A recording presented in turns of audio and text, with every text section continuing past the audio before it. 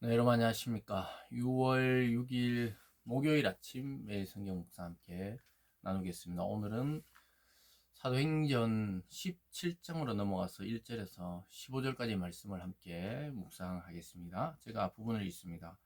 그들이 앞비볼리와 아볼리아로 다녀가 데살로니가에 이르니 거기 유대인의 회당이 있는지라 바울이 자기의 관례대로 그들에게 들어가서 새 안식일에 성경을 가지고 강론하며 뜻을 풀어 그리스도가 해를 받고 죽은 자 가운데서 다시 살아나야 할 것을 증언하고 이르되 내가 너희에게 전한 이 예수가 곧 그리스도라 하니. 아멘. 한 구절을 더 읽겠습니다. 11절입니다. 베레아에 있는 사람들은 데살로니가에 있는 사람들보다 더 너그러워서 간절한 마음으로 말씀을 받고 이것이 그려한가 하여 날마다 성경을 상고하므로 그 중에 믿는 사람이 많고 또 헬라의 기부인과 남자가 적지 아니하니. 아멘. 오늘 본문의 내용을 중심으로 예수가 곧 그리스도라, 예수가 곧 그리스도라라는 제목으로 말씀을 증거하겠습니다. 오늘 바울 일행은 데살로니가와 또 한 군데 베레아라는 지역을 선교하게 됩니다. 데살로니가에서는 3주간 새 안식일 동안 성경을 강론하는 것을 보게 됩니다. 그래서 설교를 이 성경을 강론한다는 게 바로 설교죠. 그래서 바울이 회당에서 구약의 성경을 말합니다. 그 성경을 해석해서 예수님이 그리스도라는 것을 그들에게 복음을 전파하는 중이었습니다. 그래서 이 데살로니가 지역은 아주 독특하게도 아주 큰 부흥이 일어나고 많은 회심자를 얻었지만 그 대신에 강력한 또 반대와 또 강력한 이 폭력이 일어나는 것을 보게 됩니다. 그래서 이들을 죽이려고 때를 지어서 바울이 머물던 집에 침입하기도 하고 또 잡히면은 정말 죽게 될 지경에 이르게 되면서 다른 지역으로 이동한 지역이 베레아인데 베레아는 데살로니가와 다르게 아까 11절에 읽어드린 대로 데살로니가와는 다르게 마음이 너그럽고 또 바울이 전하는 이 내용이 정말 그러한가 날마다 성경을 상고하면서 성경에 그 맞아 떨어지는 그 예언의 성취를 보면서 믿는 사람이 많아지는 그러한 곳이 베레아 지역이 되는데요. 어쨌든 오늘 아주 똑똑하게도 이 성경, 이 복음에 대한 강력한 두 가지 반응이 동시에 데살로니가와 결국은 또 이 많은 사람이 예수 믿으니까 베레아에까지 데살로니가 사람들이 쫓아와서 바울을 내보내게 되는 것을 또 보게 됩니다. 그래서 참 놀랍게도 하나님의 복음은 이 부흥과 이 핍박이 동시에 일어나는 것을 보게 됩니다. 그래서 그 중에 제일 중요한 말이 뭐냐? 예수가 그리스도라는 그 말 때문에 유대인들은 그들을 죽이고 소동을 일으키고 박해하려고 했습니다.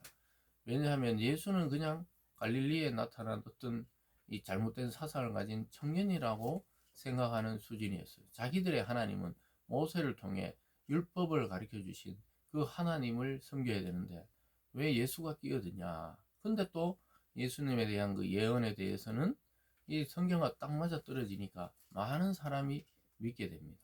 그래서 이게 오늘날도 동일하게 왜 2000년 전에 뭐 십자가에 달려 죽은 그 예수가 우리의 구원자인가?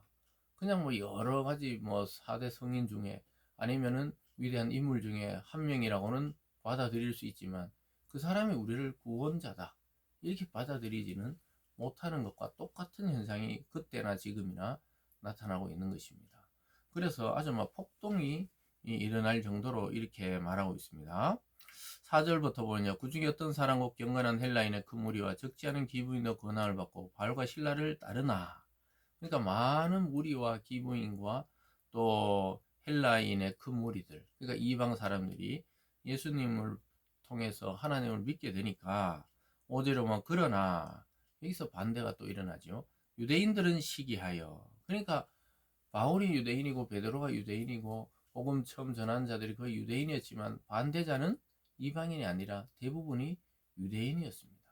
여러분 아주 놀랍게도 예수 그리스도를 십자가에 못 박아 죽인 것도 로마의 법을 이용해서 빌라도의 손에 죽였지만 사실은 종교 당국자들과 유대인들이 예수를 시기하여 십자가에 못 박히게 했는 것처럼 이 자기 동족이 더 시기한다는 거예요. 나중에 바울이 상당히 이 사실에 대해서 안타까워하는 것을 보게 되죠. 그래서 유대인들이 시기하에 저자에, 그러니까 길거리 어떤 불량한 사람들, 깡패들이죠. 그들을 데리고 때를 지어 성을 소동하게 하고 야손의 집에 침입하여 그들을 백성에게 끌어내고 찾으려나 발견하지 못하며 야손과 및 형제들을 끌고 읍장 앞에 가서 소리질러 이르되 천하를 어지럽게 하던 이 사람들이 여기도 이름에. 그래서 뭐 야손의 집에 머물고 있었던가 봐요.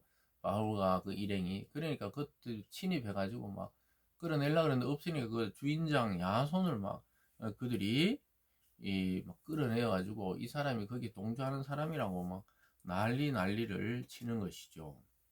그러면서 이렇게 말합니다. 8절에 무리와 읍장들이 이 말을 듣고 소동하여 야손과 그 나머지 사람들에게 보석금을 받고 놓아주니라. 결국은 이 읍장들, 그 지도자들은 소동 나는 걸 싫어하니까 일단 잡아들였다가 보석금 돈을 많이 내니까 또 풀어주는 거예요.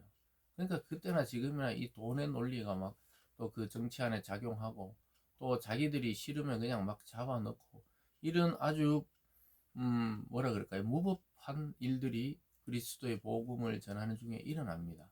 그래서 바울과 이 일행이 상당히 목숨의 위협을 받고 밤에 피해서 간 곳이 바로 베레아입니다. 10절이죠. 밤에 형제들이 곧 바울과 실라를 베레아로 보내니 그들이 이르되 유대인의 해당에 들어가니라. 베레아에 있는 사람들은 데살로니가에 있는 사람들보다 더 너그러워 간절한 마음으로 말씀을 받고 이것이 그량과 날마다 성경을 상고함으로. 이것이 복음을 받아들이는 자의 자세입니다. 누가 이 복음에 대해서 설명할 때 예수님에 대해서 이야기하니까 베레아 사람들은 성경을 근거로 해서 그것이 맞는가 날마다 상고한다, 묵상했던 것이죠. 그래서 우리가 이렇게 날마다 말씀을 묵상하고 하루를 출발하고 기도한다는 것은 아주 작은 일 같지만 가장 중요하고 위대하고 큰 일이 될 수 있다는 것이죠.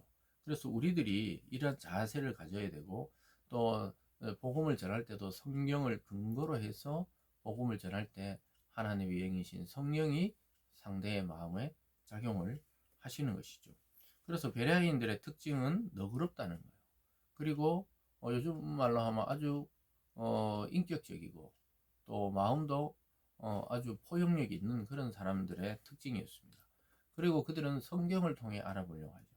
그래서 데살로니가에서 일어났던 그런 폭동은 여기서 일어나지 않습니다. 근데 놀랍게도 데살로니가에 있던 유대인들이 여기까지 찾아와요. 13절에 보면 데살로니가에 있는 유대인들이 바울이 하나님의 말씀을 베레아에도 전하는 줄 알고 거기도 가서 무리를 움직여 소동하게 하거늘. 쫓아다니면서 정말 눈이 뒤집어진 것처럼 바울과 그 일행들을 찾아가서 막 소동을 일으켜요. 그래서 복음을 못 전하게 하는 거예요. 그러니까 유대인들이 막 얼마나 예수 믿는 것을 싫어했던지 여기서 드러나게 됩니다. 영적으로 보면 사탄의 방해가 극도로 아주 일어나는 거예요. 그리고 그 당시에는 교회라는 건물이나 형성이 되어 있지 않기 때문에 대부분 유대 문화에서 그 회당에 가서 안식일에 말씀을 전하는 거죠. 그러니까 초기에는 이게 막 혼재되어 있었던 게 사실이죠. 어쨌든 뭐 그런 일이 있고 나서는 또 다른 곳으로 이동합니다. 14절에 형제들이고 바울을 내보내어 바다까지 가게 하되 실라와 디모데는 아직 거기 머물더라. 바울을 인도하는 사람들이 그를 데리고 아덴까지 이르러 그에게 실라와 디모데를 자기에게로 속히 오라 하는 명령을 받고 떠나니라. 그래서 데살로니가에서 베레아로, 베레아에서 아덴까지 이르게 됩니다. 그래서 우리가 이런 거 보면 꼭 도망 다니고 또 뭐 이렇게 피신하는 것 같지만 사실은 그 사람들이 뭐 강하게 반대한다고 꼭 이동하는 것도 있지만 사실은 하나님의 때 또 하나님의 뜻을 쫓아 이동하는 거예요. 예수님의 말씀처럼 환영하면 거기 머물고 환영하지 않으면 발에 먼지를 털어버려라. 즉 그 도시와는 내가 관계없다는, 그러면 하나님의 심판만 거기에 남게 되는 것이죠. 어쨌든 복음이 들어가면 극명하게 갈라집니다. 가정 안에서도 마찬가지고 사회에서도 그렇고 복음이 들어가면 아주 그 성령의 은혜를 받아 적극적으로 또 완전히 그 믿음에 대해서 받아들이고 수용하는 자가 있고 하나님의 택한 자이겠죠. 그렇지 않는 자들은 극심하게 내적으로 또는 이 겉으로 드러내는 자들도 있죠. 완전히 극심하게 반대하는 것들이 일어나게 되는데 이것이 참 복음을 전했을 때의 현상이라는 사실을 우리는 받아들일 필요가 있습니다. 그래서 복음에 대한 우리의 태도가 어떤지 점검하시고, 우리도 복음을 증거할 때 이러한 찬성과 지지 또는 반대와 박해가 일어나는 것에 대해서 너무 두려워하거나 또 이상한 일로 생각할 필요는 없다는 것이죠. 그래서 오늘 하루도 성경을 통해 예수가 곧 그리스도라는 사실을 발견하고 믿고 적용하며 살아가는 오늘이 되기를 바랍니다. 기도하겠습니다. 사랑의 하나님 아버지, 복음의 핵심인 예수님이 그리스도라는 사실을 증거했을 때 많은 자가 믿기도 하고, 또 그 반대편에서는 점점 더 강력한 반대와 폭행으로 복음 전도자들을 방해하는 것을 보게 됩니다. 하나님 아버지, 이 시대에도 영적으로 보면 똑같은 현상이 나타나고 있습니다. 하나님, 우리가 그것을 두려워하거나 이상한 일로 여기지 아니하고 날마다 말씀을 통해 하나님을 바라보며 하나님의 뜻에 따라 복음 증인으로 살아가는 저희들 다 되게 하여 주시옵소서. 감사드리며 예수님 이름으로 기도드리옵나이다. 아멘.